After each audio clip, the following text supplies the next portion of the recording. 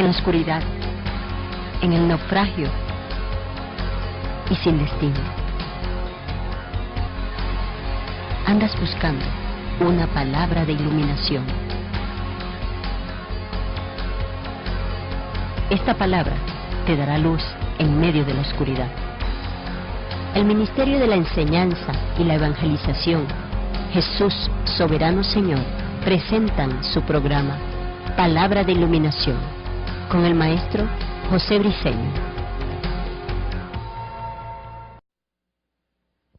Ok, vamos a aplaudir para recibir la palabra. Gloria sea el nombre del Señor. La palabra del Señor siempre se recibe con gozo, con mucha alegría. Estamos hablando de verdades que son factores determinantes para calificar, para que nuestra adoración califique ante Dios y por ende calificar como verdaderos adoradores. Hoy nos toca hablar, esta es nuestra clase número, por lo que vamos, nuestra clase número 15.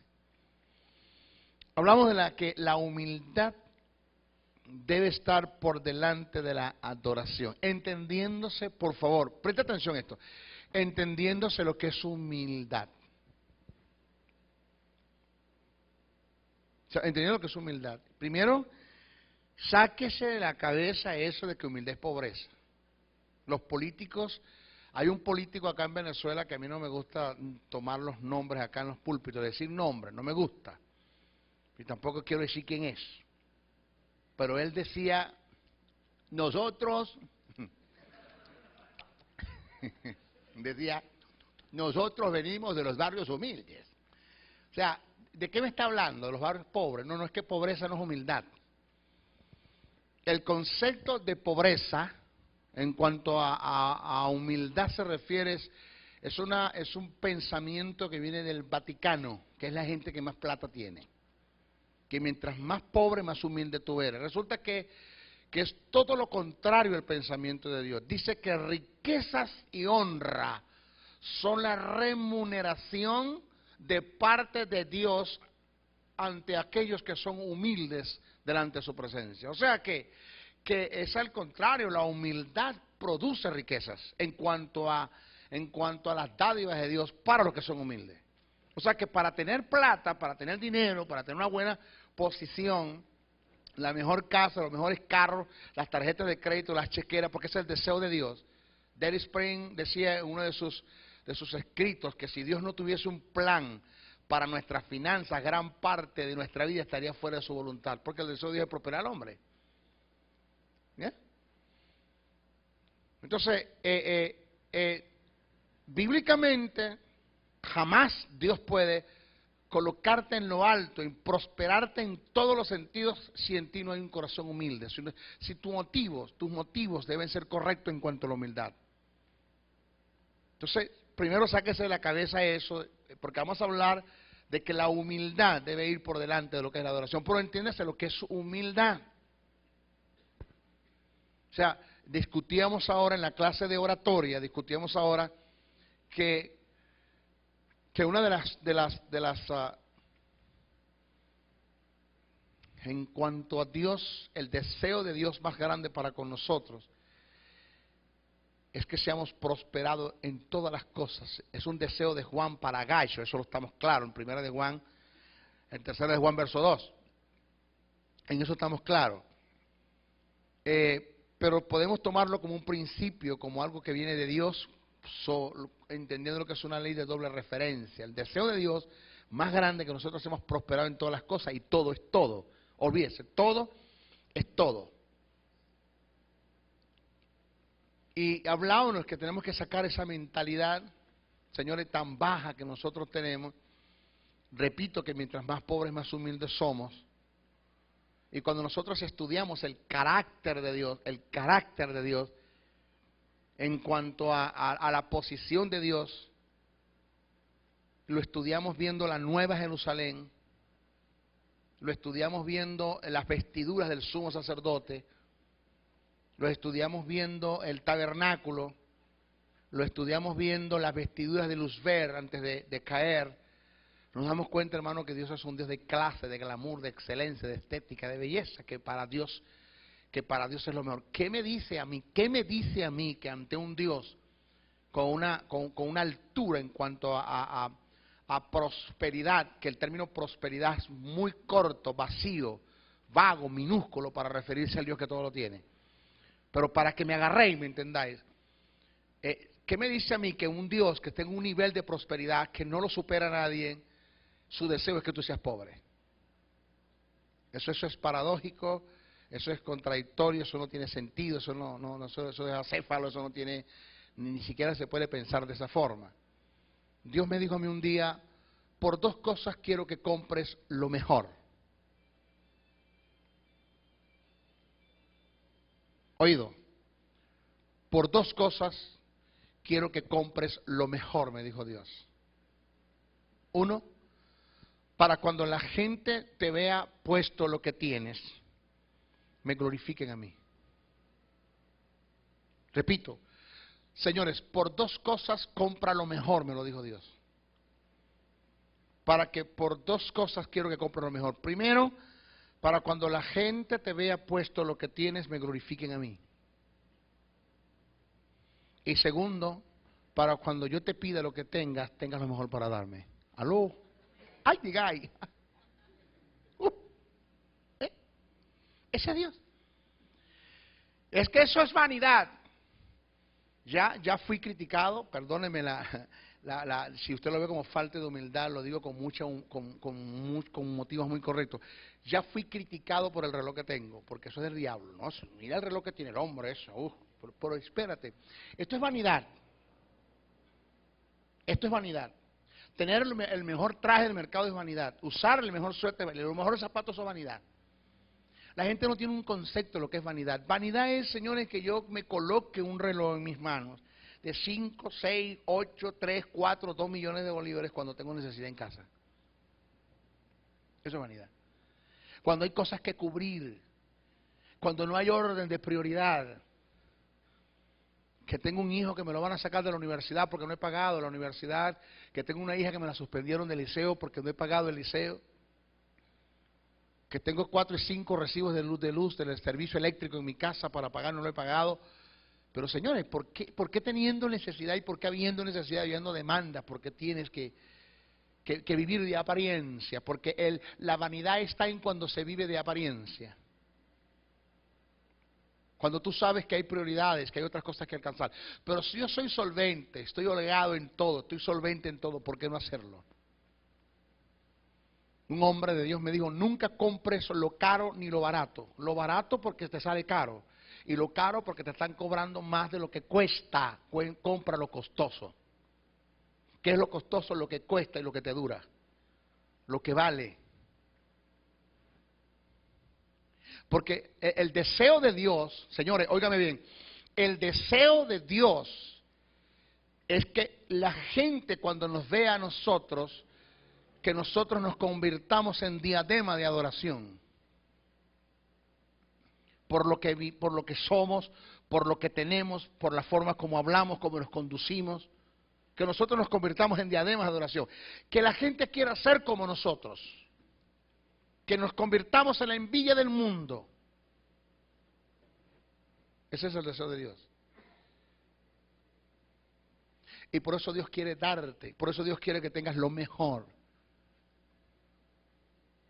Porque ¿en qué glorifica, óigame, en qué glorifica a Dios un creyente en pecado? ¿Henry? En nada. ¿En qué glorifica a Dios un creyente pobre? En nada. Entonces, la gente critica tu prosperidad hasta el día en que ellos son prósperos. Porque cuando pasan a ser prósperos, entonces dejan de criticar la prosperidad. Pero ¿sabes por qué te critican? Porque en ellos hay envidia, celos, porque no han alcanzado lo que tú tienes. No han trabajado como tú trabajas. No tienen la gracia que Dios ha puesto en ti por el motivo correcto que tienes en el corazón. Porque Dios da gracia para dar y gracia para recibir. Dios puso gracia en las hebreas para recibir de las egipcias y puso gracia en las egipcias para que le dieran a las hebreas. Y Pablo dice, poderoso es Dios para hacer que abundes en gracia, para recibir en abundancia todo. Y está hablando de plata, de billete, está hablando de billete, para que abundes, para que inviertas en toda buena obra. Está hablando de plata. Dios es poderoso para poner gracia en ti, para que un millonario haga un cheque y te coloque y te lo ponga en tus manos. Yo no sé qué tú tienes, pero Dios me dijo que te diera esto, me cae. Hay gracia en ti para darte esto. Eso lo puede hacer Dios. Porque es el deseo de Dios. Un judío, hay 5 causas por las cuales un judío emprende, lo motiva a producir. Usted no va a conseguir un judío pobre. En su mayoría todos tienen. Y una de las causas por la cual un judío prosperaba, ¿sabes por qué? Primero, porque un judío pelado, es una deshonra para Dios. Y ellos prosperan con la finalidad de glorificar, de que Dios sea glorificado en ellos. 2, producían para invertir en el reino. Para ellos, para un judío después de Dios el reino. 3, producían para invertir en obras filantrópicas. ¿Y sabe qué es la voluntad de Dios, hermano? Que usted le llegue al alcalde y le diga, señor alcalde, disculpe, vengo a conversar con usted, yo necesito que usted me ceda ese terreno que está allí porque quiero construir la plaza de las Biblias. Quiero construir un monumento a la palabra de Dios allí, quiero hacer esto y hacer esto. Y el alcalde le diga, el terreno está, lo que no hay es plata. Yo no estoy pidiendo plata, le estoy pidiendo el terreno porque la plata la tengo yo. Que tengamos tanto dinero, que pase con lo que pasa con Benson y Hinojosa, que el Estado tenía tanto dinero, que tenía más dinero que el Banco Central, y el Banco Central de África le quitaba prestado dinero a él para cubrir las demandas del Estado. Tenía más dinero él que el Estado mismo. Ese es el deseo de Dios. Que nosotros tengamos dinero para invertir en obras filantrópicas. ¿Dónde hay para invertir? ¿Dónde está la necesidad? Se ha pronunciado la Iglesia Evangélica a favor de estas inundaciones que han habido. Usted ha visto el Consejo Venezolano de acá de la Iglesia en Venezuela. No lo hay, no hemos hecho nada. Eso a nosotros no nos ha importado. ¿Y cómo queremos ganar un mundo para Cristo? La televisión sale, el colegio médico, el colegio de abogados, ¿cómo se llama esto? Bueno, sí, también todos se han promulgado en cuanto a esto. ¿Qué ha hecho la iglesia? Nada. Un judío prosperaba, la 4ª causa por la cual un judío prosperaba era para dejar herencia a sus hijos. ¿Sabe eso? Para dejarle herencia a sus hijos. Porque lo de un judío era morir y dejar herencia a sus hijos. Nosotros los latinos, a parir muchachos para que cuando estemos viejos nos mantengan. Esa es la mentalidad del latino. Parir muchachos, tengan muchachos para que cuando estemos viejos nos mantengan. No. Los judíos dejaban herencia a sus hijos. Y la 4ª cosa por la cual ellos prosperaban, la 5ª cosa por la cual ellos prosperaban, para cuando Dios demandara de ellos, ellos tuvieran lo mejor para darle a Dios. Vivir en abundancia. Llegar a la etapa de la abundancia. Ellos entendían las 5 etapas por las cuales pasaba una persona, la que es la pobreza, la escasez, la solvencia, la abundancia y la sobreabundancia. Lo de ellos era llegar a la etapa de la sobreabundancia, porque eso es lo que enseña la Biblia. La Biblia te habla de sobreabundancia. Entonces, por favor, sáquese el concepto de humildad, que es pobreza. Vamos a erradicar eso. No tiene nada que ver una cosa con la otra, no es compatible una cosa con la otra. No lo es, bíblicamente no lo es. Ay, pero yo no sé, pero a mí no me cuadra mucho eso que el maestro no es humilde. Piense lo que usted quiera. Piense lo que usted quiera. ¿Por qué los hijos del diablo se tienen que vestir mejor que los hijos de Dios?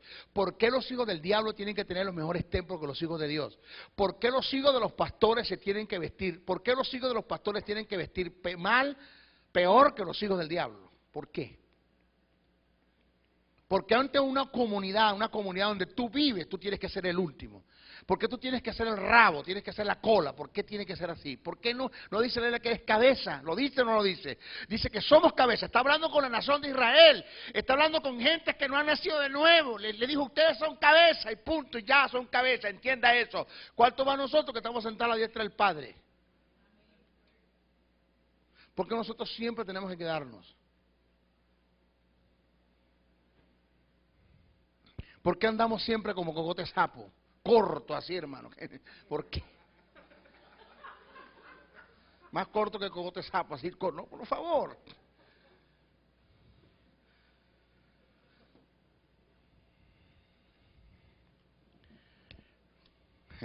Nehemías registra esta verdad.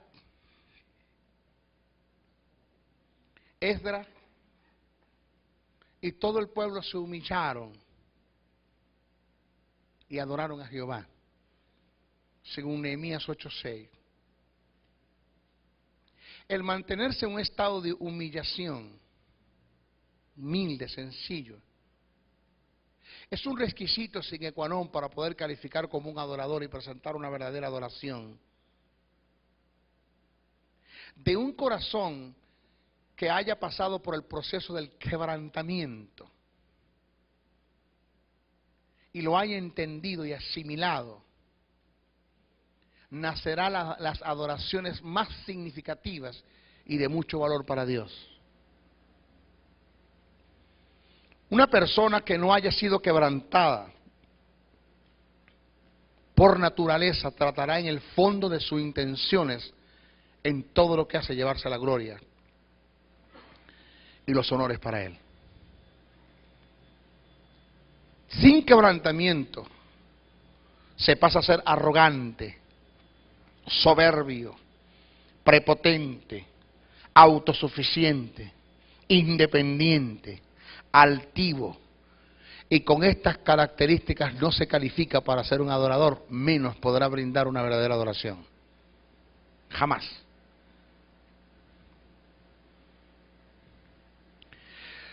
La más grande expresión de adoración es cuando renunciamos a nosotros mismos y empezamos a depender de Él. La más grande expresión de adoración es morir para que Él viva en nosotros. Mire, esto primero que está acá. La más grande expresión de adoración es cuando renunciamos a nosotros mismos y empezamos a depender de Él. ¿Sabe que esta es una de las etapas más difíciles de nosotros, pero que tenemos que llegar a la altura de superar y de llegar a esta etapa y hacer de esto un estilo de vida?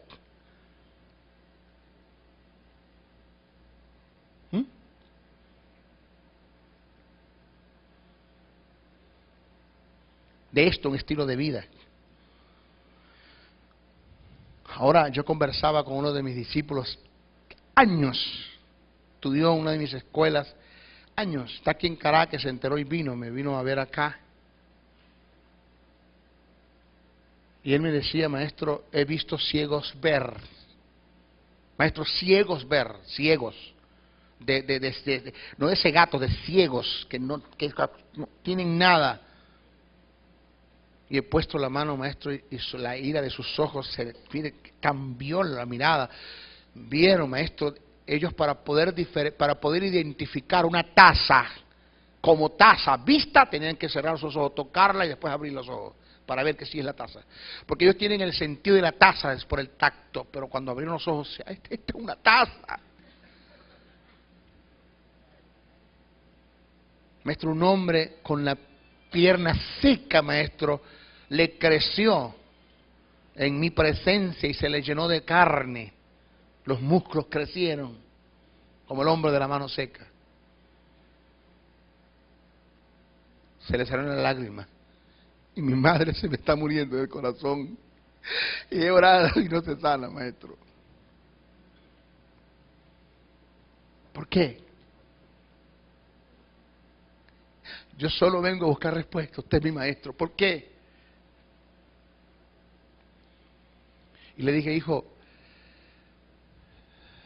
Sadrach, Mesach y Abednego por no adorar a los dioses paganos,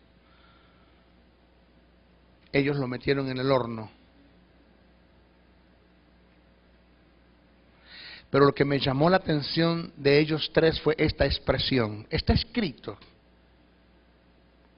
Ellos dijeron, poderoso es nuestro Dios para librarnos del horno de fuego. Pero aunque no nos librase, lo seguiremos adorando. ¡Qué barbaridad! Aunque no nos librase, lo seguiremos adorando. Porque Dios, la adoración ante Dios no es por lo que Él ha hecho, sino por lo que Él es y por lo que Él ha dicho. Pero voy más allá. Pero aun cuando Dios no haya dicho nada, en otras palabras, en medio del silencio, todavía debes adorar a Dios. Porque lo que te dice que Dios se merece la adoración no es lo que Él ha hecho y lo que Él ha dicho, sino lo que Él es. Punto. A silencio. 3 cosas no debes hacer ante una palabra que Dios te dé. Ni dudes, ni opines, ni cuestiones, solamente cree. Ni dudes, ni opines, ni cuestiones, solamente cree.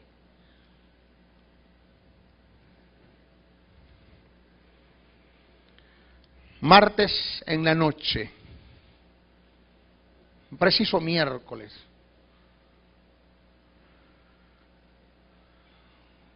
saqué el presupuesto de lo que yo debo cancelar hoy. Henry, hoy, lunes, hoy.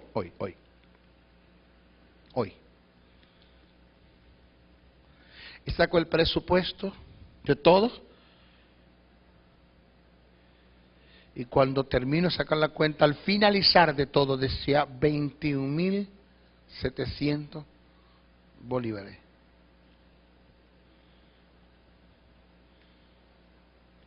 Agarré el papelito, lo puse en la cama en el hotel y me arrodillé. Las pocas veces que me arrodillo, me decía el pastor, si cada vez que te arrodillas Dios te responde, yo no me pararía nunca del suelo, dice el pastor Aldé. Me arrodillé y le dije, Señor, tú eres Dios. Tú eres el yo soy. Como tú no hay nadie. Y el quebrantamiento está cuando tú dejas de preocupar y te ocupas y dejando que Dios haga la obra. Eso es quebrantamiento. Eso es humildad. Dejar de hacer donde tú sabes que no puedes hacer. Hacer lo que puedes hacer y dejar que Dios haga donde tú no puedes hacer. Que Dios se mueva.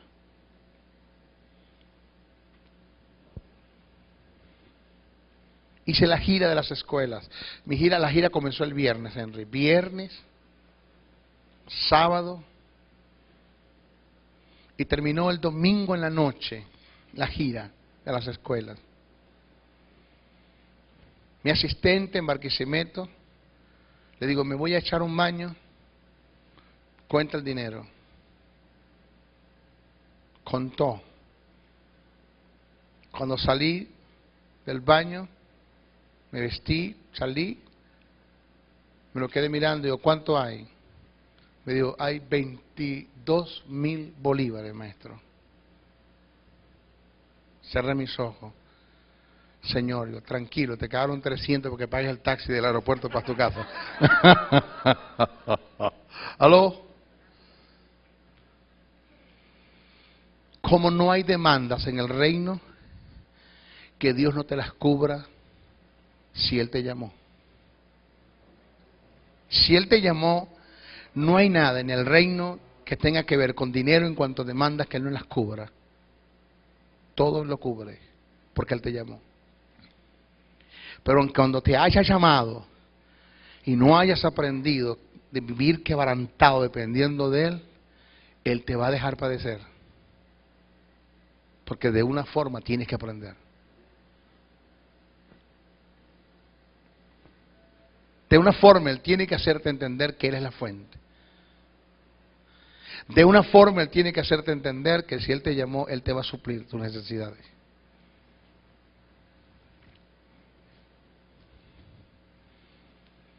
Entonces, una de las mejores expresiones de humillación es dejar de depender de nosotros mismos y empezar a depender de Él. La más grande expresión de adoración es morir para que Él vive en nosotros. Pablo dijo, ya no vivo yo, mas Cristo vive en mí.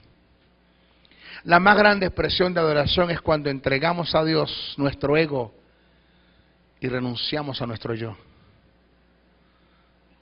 ¿Aló? Nuestra más grande expresión de adoración es perderlo todo en la vida para ganarlo a Él.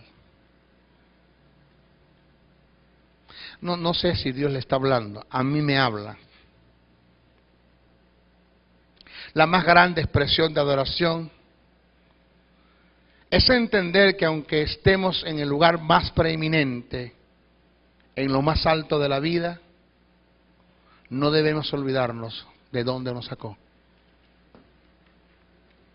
¿Aló? Nunca olvidarnos de dónde nos sacó. Quebrantarnos ante Dios y mantenernos en esa actitud es la más grande expresión de adoración para Él. Y de allí parte la adoración. En toda la historia, oigas esto, en toda la historia, nadie fue un candidato más calificado para la grandeza que Jesucristo. Nadie. Búsquemelo usted, no lo hay, no existe.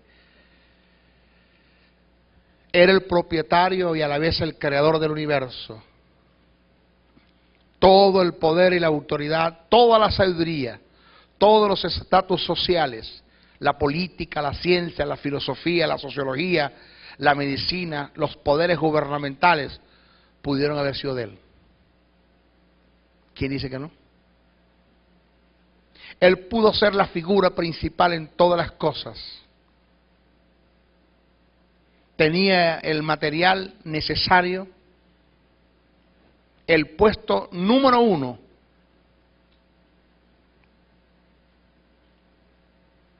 Podía ser el número uno en la jerarquía entre los famosos, también era suyo, si lo hubiese querido. El número uno en todos los números unos, la quinta esencia del Rey del mundo. Él pudo haber sido lo máximo, pero Él aborreció todas estas cosas. Él sabía que la única forma de ser una ofrenda agradable para Dios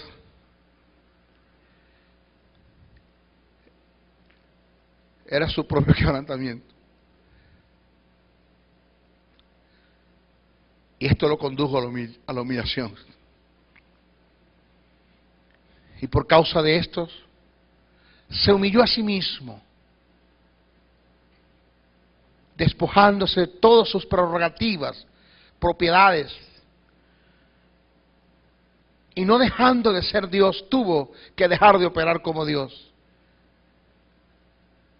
En la condición de hombre fue obediente hasta la muerte, y muerte de cruz. Y por causa de haberse mantenido en humildad, se presentó como ofrenda al Padre, siendo acepto a Dios por causa de su estado de humillación. El apóstol Pablo presenta esta verdad en la carta que escribe a los filipenses, el cual siendo en forma de Dios, no estimó el ser igual a Dios como cosa que aferrarse, sino que se despojó a sí mismo, tomando forma de siervo, hecho semejante a los hombres. Estando en la condición de hombre, se humilló a sí mismo, haciéndose obediente hasta la muerte, y muerte de cruz. Un hombre que tenía toda, en esto, aquí, es acá donde está la fuerza y los valores de la humillación del verbo, que siendo Dios no estimó el ser igual a Dios como cosa que aferrarse. Y ahí donde estaba y es ahí donde está la caída de Lucifer, que no siendo Dios quiso ser como Dios. Lucifer no siendo Dios quiso ser como Dios, y Jesús siendo Dios no estimó ser igual a Dios.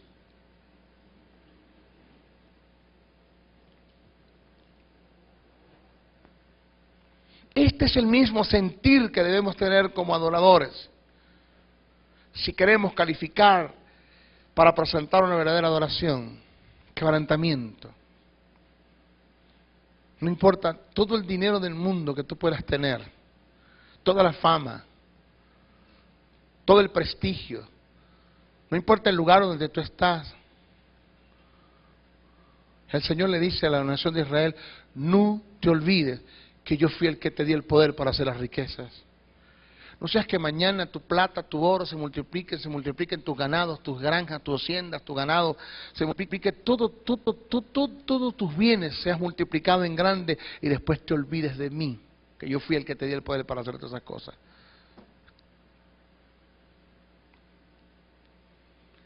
Esto es un estilo de vida.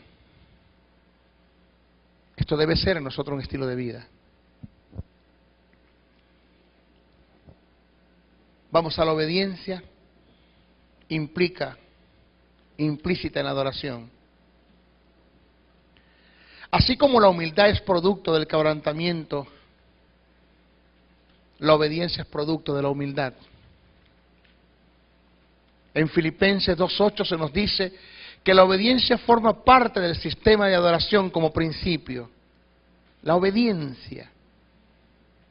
Quien no haya aprendido lo que es obediencia y no haya hecho de ella un estilo de vida, nunca podrá calificar como verdadero adorador. El contraste de la obediencia es la rebeldía, y jamás los que se rebelaron honraron a Dios. Satanás dejó de ser un adorador cuando se rebeló. Punto. Mire el principio. Satanás dejó de ser un adorador cuando se rebeló. Pienso que Dios nos está preparando para las demandas que vienen. Vienen demandas, señores. A mí me dijo una persona, Briceño, Dios nunca te va a prometer algo que no vaya a cumplir. Cuando Dios te hace una promesa es para que tú entiendas que te la va a cumplir. Nunca dudes de una promesa que Dios te da. Cuando Dios hace una demanda, por lo mismo, una verdad paralela, cuando Dios te hace una demanda, en cuanto a obediencia se refiere, es porque detrás de ella, en la obediencia, producto de la obediencia, vienen cosas impresionantes de Dios para tu vida. El Señor me dijo, cada oportunidad que Satanás te da para pecar, o el sistema del mundo te da para pecar, es una oportunidad que tienes para hundirte más o para crecer más. Todo depende. La actitud que tomes tú ante la oportunidad que te presenta el mundo y el diablo para fallarle a Dios. Todo depende si te hundes o creces más.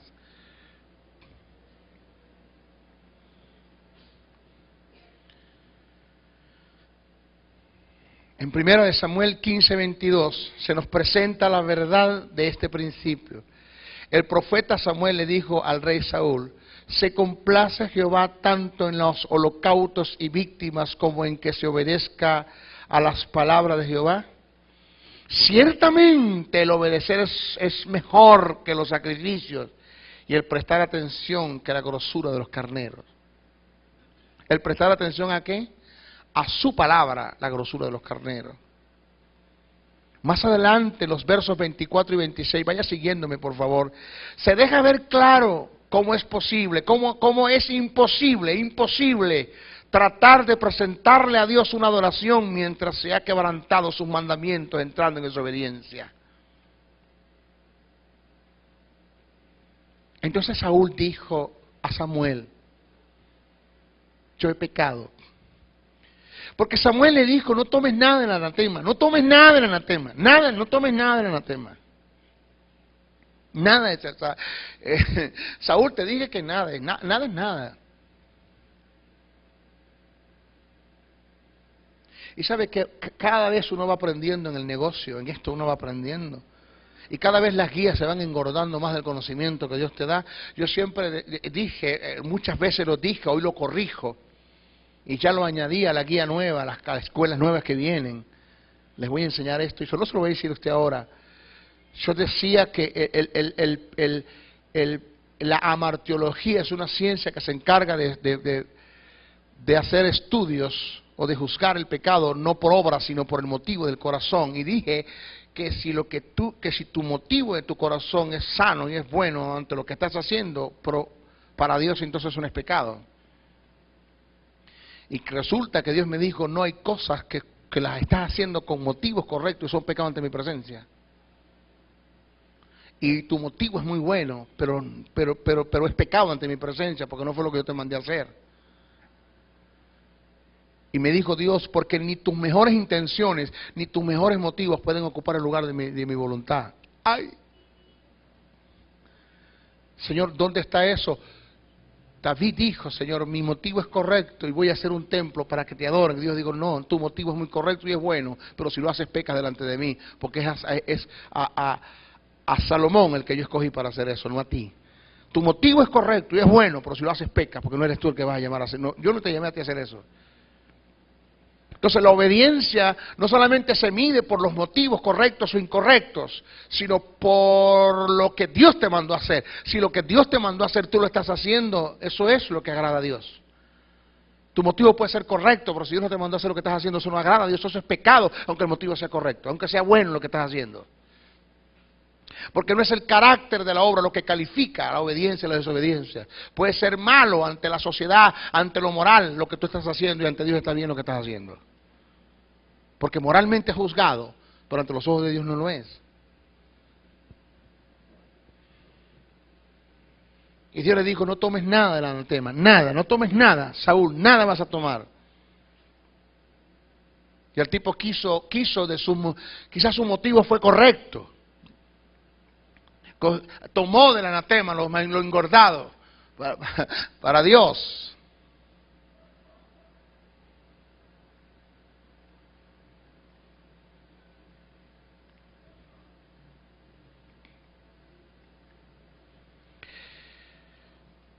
Entonces Saúl dijo a Samuel, yo he pecado, pues he quebrantado el mandamiento de Jehová y su palabra. Oiga bien, porque temía el pueblo, democracia. ¿Se da cuenta que no es un pueblo el que dirige un hombre de Dios? Cuando un hombre se deja llevar por el pueblo, él fracasa, porque temía el pueblo y consentía la voz de ellos. Perdona. Oye a Saúl hablando con el profeta, perdona.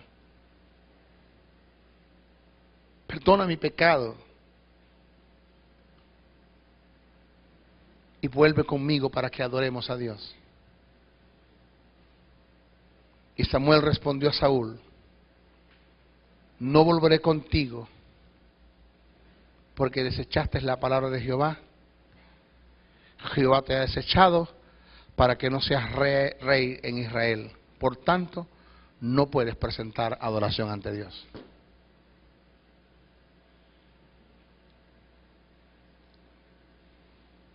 ¿De qué estamos hablando, mis hijos? De obediencia.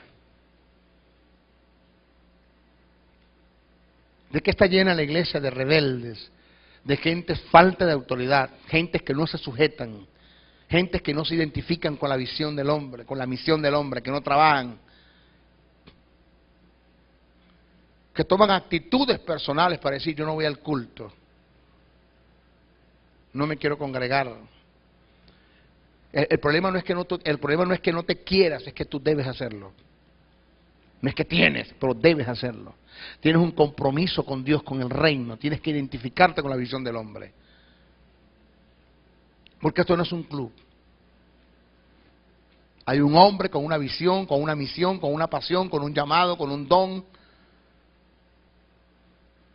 el cual te debes identificar a él.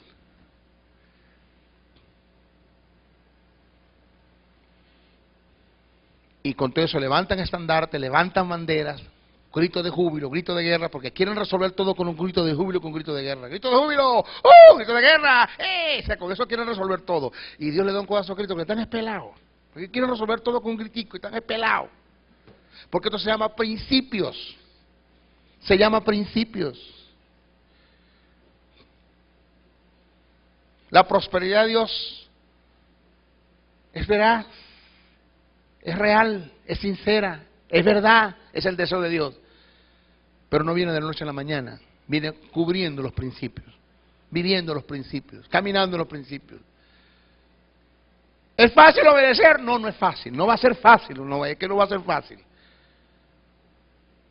Pero es nuestra única opción. Si queremos surgir en esto, es nuestra única opción. No hay más, no hay otro camino, no hay otra forma como hacer las cosas ante Dios, sino como Él dice en su palabra. Hebreos 5:8 dice que Jesús, para presentarse a Dios como ofrenda agradable, tuvo que aprender la obediencia.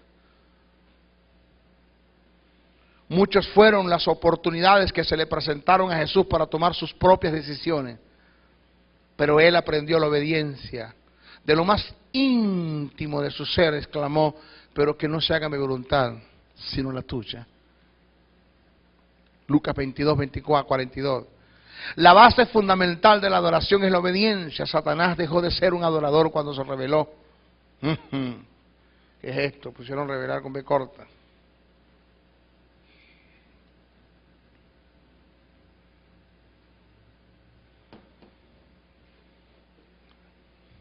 Oiga esto, Coré, perteneciente a la tribu de Leví. Óigame, Coré, perteneciente a la tribu de Leví, encargado del sacerdocio y servicio en el tabernáculo. Estamos hablando, Señor, de Coré, Tatán y Abirán, pero vamos a hablar de Coré. Perteneciente a la tribu de Leví, encargado del sacerdocio y servicio en el tabernáculo, perdió sus privilegios a causa de su rebelión. Y no participó más del santuario. ¿Qué? No participó más del santuario. Punto. Número 16, 7, 11. Ahora, ¿qué te óigame esto, ¿qué te dice a ti que hoy Dios no va a tomar cartas en el asunto? ¿Qué te dice a ti que hoy Dios no va a tomar cartas en el asunto? Porque para muchos, cámbiame esa toma, Richard. Déjame esa, no me ponga la otra toma que está muy oscuro. Oiga esto, porque para muchos la gracia es libertinaje. No, la gracia es libertad. Lo que la gente no entiende es que la gracia es más exigente que la ley. Porque en la ley, para declararte adúltero, tenías que conseguirte con la mujer. En la gracia, mira a una mujer y la deseas y eres un adúltero. Con desearla, ni siquiera con tocarla. Con desearla eres un adúltero. En la ley tenías que conseguirte con el cuchillo, con el arma en la mano y el muerto al lado para declararte homicida. En la gracia odias a tu hermano y eres un homicida. ¿Aló?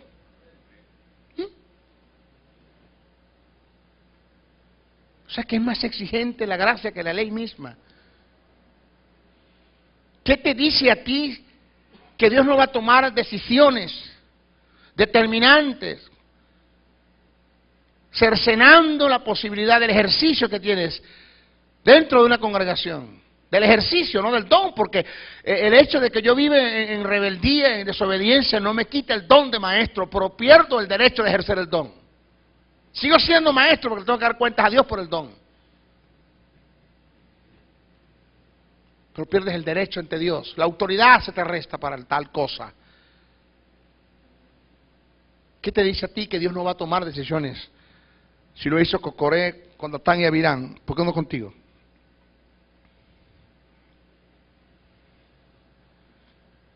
¿Aló?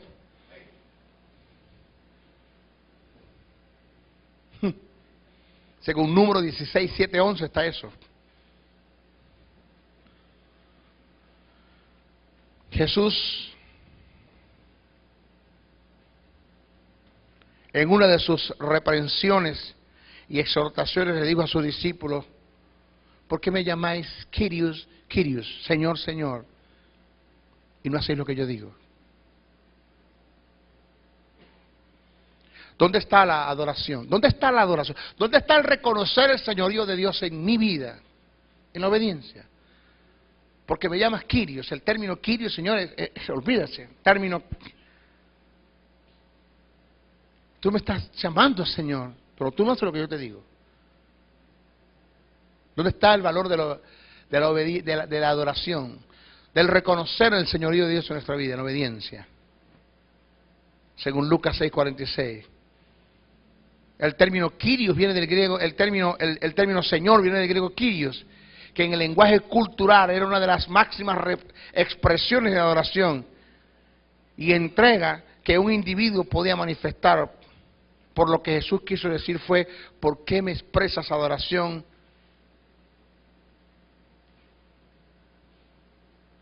Y me llamándome Señor y no haces lo que yo digo. ¿Por qué lo haces? Y son cosas que le hemos leído como 500 veces. ¿Cuántos no han leído esto? Muchas veces lo hemos leído. ¿Por qué me expresas adoración y entrega llamándome Señor y con tus hechos dices todo lo contrario? ¿Por qué lo haces? Este es el sentido que le dio Jesús al hacer referencia de lo que el rey David escribe acerca del Cristo cuando dijo: entonces él les dijo cómo dicen que el Cristo es hijo de David. Pues el mismo David dice en el libro de los Salmos: dijo el Señor a mi Señor, siéntate a mi diestra hasta que ponga a tus enemigos por estrado de tus pies. Pues David le llama Señor como entonces su hijo. El decir Señor es la máxima y la fuerte expresión de adoración cuando va acompañada con hechos. Porque un Señor en el contexto cultural es aquel que gobierna y dirige aún las vicisitudes de la vida. Todas, no hay una que no deje de mandar, de dominar. Jamás se puede ministrar en adoración si hay un área en tu vida que Dios deja de gobernar. Jamás se puede ministrar en adoración. ¿Se da cuenta cómo esto como que se nos pone más complejo la cosa? Como que se nos enreda más el papagayo. Que esto no es levantar estandarte, no es levantar bandera, no es un grito de júbilo, no es un grito de guerra. Esto va mucho más allá. Jesús, conociendo estas verdades y cumpliendo con estos principios, pudo usar el término Señor como expresión de adoración. Mateo 11:25 lo dice así: en aquel tiempo respondió Jesús, dijo: te alabo, Padre, Señor del cielo y de la tierra.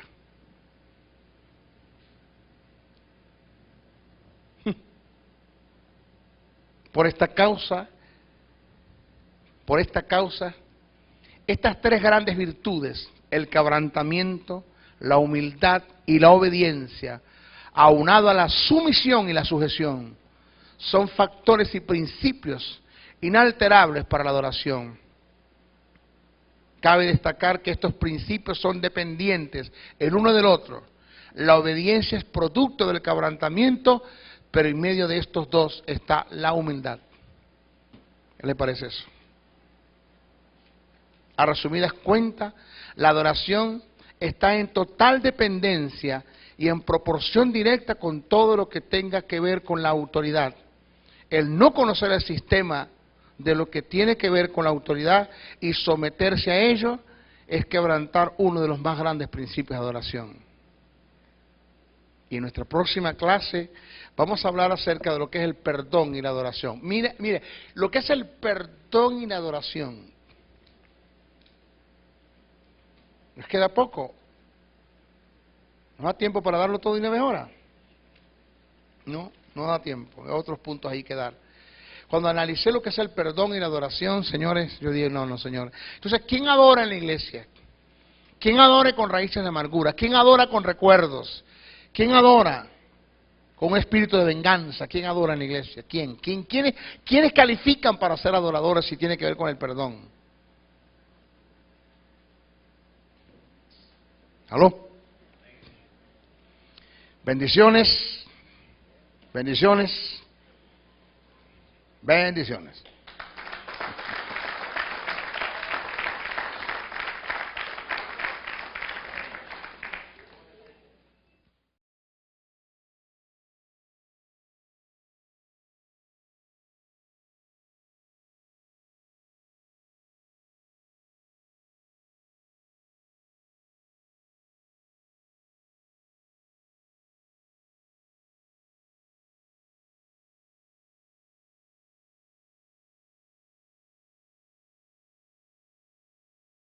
En tercera de Juan, verso 2. En eso estamos claros. Pero podemos tomarlo como un principio, como algo que viene de Dios, entendiendo lo que es una ley de doble referencia. El deseo de Dios más grande que nosotros hemos prosperado en todas las cosas, y todo es todo. Olvídese, todo es todo. Y hablábamos que tenemos que sacar esa mentalidad, señores, tan baja que nosotros tenemos. Repito que mientras más pobres, más humildes somos. Y cuando nosotros estudiamos el carácter de Dios, en cuanto a la posición de Dios, lo estudiamos viendo la Nueva Jerusalén, lo estudiamos viendo las vestiduras del sumo sacerdote, lo estudiamos viendo el tabernáculo, lo estudiamos viendo las vestiduras de Luzbel antes de caer. Nos damos cuenta, hermano, que Dios es un Dios de clase, de glamour, de excelencia, de estética, de belleza, que para Dios es lo mejor. ¿Qué me dice a mí? ¿Qué me dice a mí que ante un Dios con una altura en cuanto a prosperidad, que el término prosperidad es muy corto, vacío, vago, en la oscuridad, en el naufragio y sin destino? Andas buscando una palabra de iluminación. Esta palabra te dará luz en medio de la oscuridad. El Ministerio de la Enseñanza y la Evangelización, Jesús Soberano Señor, presentan su programa Palabra de Iluminación con el maestro José Briceño. Ok, vamos a aplaudir para recibir la palabra. Gloria sea el nombre del Señor. La palabra del Señor siempre se recibe con gozo, con mucha alegría. Estamos hablando de verdades que son factores determinantes para calificar, para que nuestra adoración califique ante Dios y por ende calificar como verdaderos adoradores. Hoy nos toca hablar, esta es nuestra clase número, por lo que vamos, nuestra clase número 15. Hablamos de que la humildad debe estar por delante de la adoración, entendiéndose, por favor, presta minúsculo para referirse al Dios que todo lo tiene, pero para que me agarréis y me entendáis. ¿Qué me dice a mí que un Dios que tenga un nivel de prosperidad que no lo supera nadie, su deseo es que tú seas pobre? Eso es paradójico, eso es contradictorio, eso no tiene sentido, eso es acéfalo, eso no tiene, ni siquiera se puede pensar de esa forma. Dios me dijo a mí un día, por dos cosas quiero que compres lo mejor. Oído, por dos cosas quiero que compres lo mejor, me dijo Dios. Uno, para cuando la gente te vea puesto lo que tienes, me glorifiquen a mí. Repito, señores, por dos cosas compra lo mejor, me lo dijo Dios. Para que por dos cosas quiero que compre lo mejor. Primero, para cuando la gente te vea puesto lo que tienes, me glorifiquen a mí. Y segundo, para cuando yo te pida lo que tengas, tengas lo mejor para darme. ¿Aló? ¡Ay, digáis! Ese es Dios. Es que eso es humilde. O sea que para tener plata, para tener dinero, para tener una buena posición, la mejor casa, los mejores carros, las tarjetas de crédito, las chequeras, porque ese es el deseo de Dios. Dale Spring decía en uno de sus escritos que si Dios no tuviese un plan para nuestras finanzas, gran parte de nuestra vida estaría fuera de su voluntad, porque el deseo de Dios es prosperar al hombre. ¿Bien? Entonces, bíblicamente, jamás Dios puede colocarte en lo alto y prosperarte en todos los sentidos si en ti no hay un corazón humilde. Si tus motivos deben ser correctos en cuanto a la humildad. Entonces, primero sáquese de la cabeza eso, porque vamos a hablar de que la humildad debe ir por delante de lo que es la adoración. Pero entiéndase lo que es humildad. O sea, discutíamos ahora en la clase de oratoria, discutíamos ahora que una de las en cuanto a Dios, el deseo de Dios más grande para con nosotros es que seamos prosperados en todas las cosas. Es un deseo de Juan para Gallo, eso lo estamos claros en primera de Juan. Atención a esto, entendiéndose lo que es humildad. O sea, entendiendo lo que es humildad. Primero, sáquese de la cabeza eso de que humildad es pobreza. Los políticos, hay un político acá en Venezuela que a mí no me gusta tomar los nombres acá en los púlpitos, decir nombres, no me gusta. Y tampoco quiero decir quién es. Pero él decía, nosotros, nosotros venimos de los barrios humildes. O sea, ¿de qué me está hablando? De los barrios pobres. No, no es que pobreza no es humildad. El concepto de pobreza, en cuanto a humildad se refiere, es un pensamiento que viene del Vaticano, que es la gente que más plata tiene. Que mientras más pobre, más humilde tú eres. Resulta que es todo lo contrario al pensamiento de Dios. Dice que riquezas y honra son la remuneración de parte de Dios ante aquellos que son humildes delante de su presencia. O sea que es al contrario, la humildad produce riquezas en cuanto a las dádivas de Dios para los que son